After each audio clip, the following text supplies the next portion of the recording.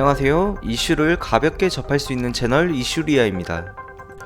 이번 영상은 한국을 떠들썩하게 했던 사건을 알아보는 사건 이슈입니다. 2000년대 초반 서울 지역에서 20여 명을 무참히 살해하고 모든 전문가들이 전형적인 연쇄살인마라고 표현하는 인물.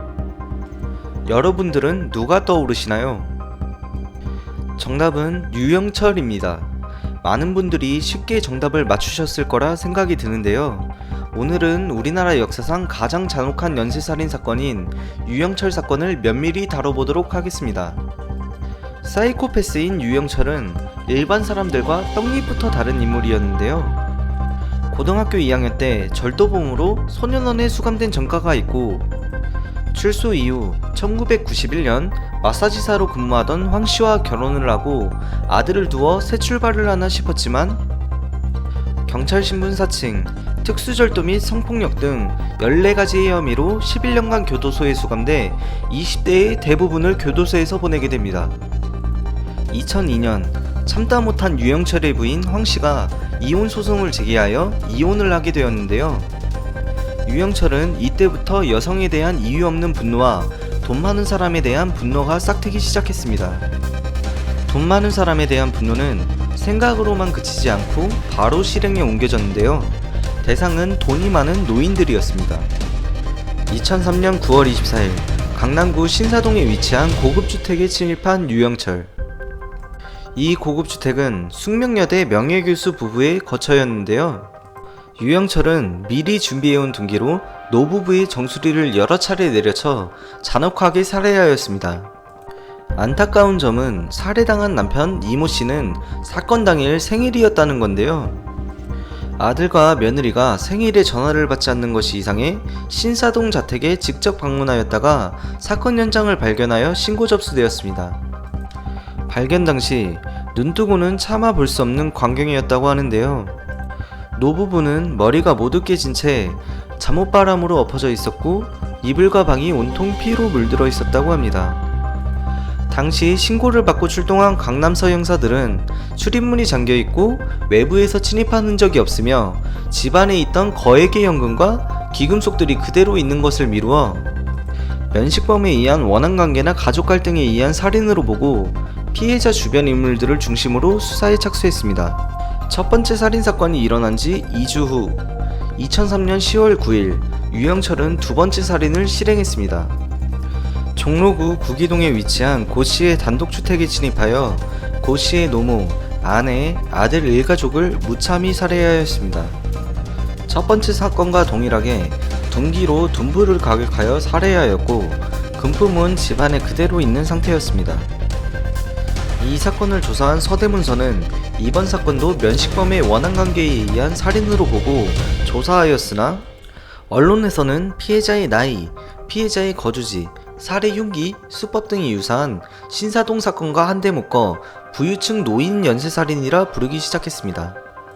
한편 현장에서는 뚜렷한 발자국이 채취되어 곧바로 신발 종류와 제조회사를 확인하기 위한 데이터베이스 검색 작업에 들어갔지만 유영철은 발자국 남긴 것을 미리 알고 있었는지 가지고 있던 신발의 밑창을 모두 뜯어내는 치밀함을 보였습니다. 두 번째 사건이 일어난 지 열흘도 채 지나기 전 2003년 10월 16일 유영철은 세 번째 살인사건을 벌였는데요. 삼성동에 위치한 단독주택 담을 넘어 들어가 유씨의 안면부와 두부에 둔기를 휘둘러 치명상을 입혔습니다.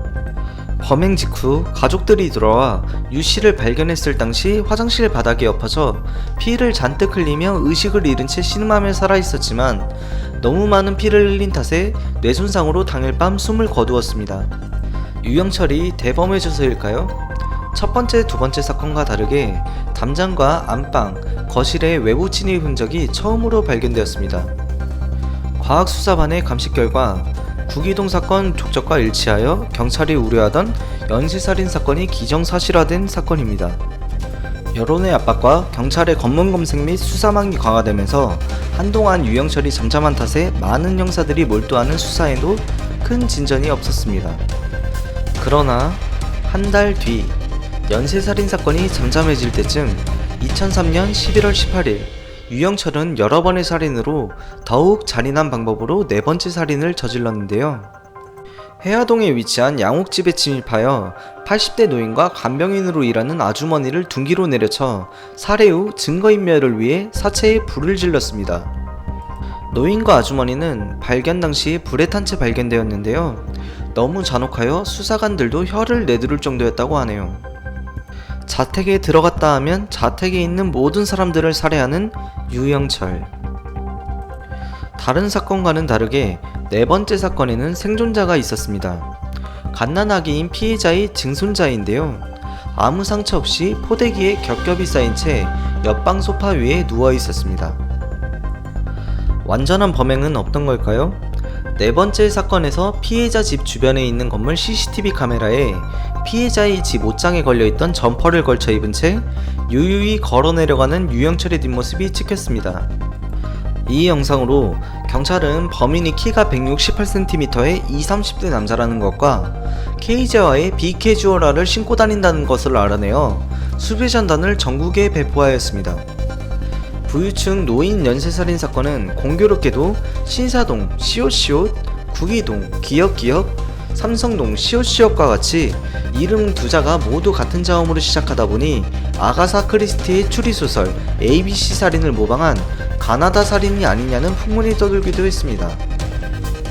유영철의 연쇄살인 사건은 크게 두 가지로 분류되는데요. 지금까지 1부에서 설명한 부유층 노인 연쇄살인 사건과 2부에서 설명할 서울 서남부 여성 연쇄살인 사건입니다.